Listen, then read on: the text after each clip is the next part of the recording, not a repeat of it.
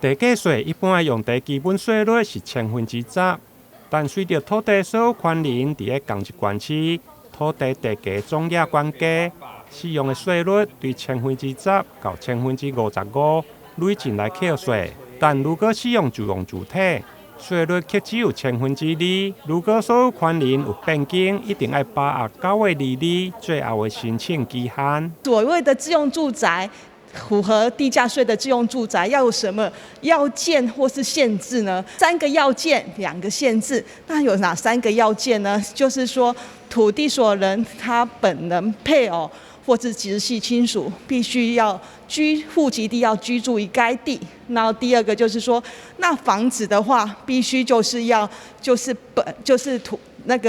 地所有权人或是配偶或是其直系亲属所有。然后第3个的要素就是你要无出租、无营业。那有哪2个限制呢？那很简单，就是说你在都市土地的话，我们最多能核准你300平方公尺；那非都市土地的话是700平方公尺。那还有一个限制是什么呢？那最重要的话，它就是说，在本人、配偶和未成年子女最多全国只有1处的限制。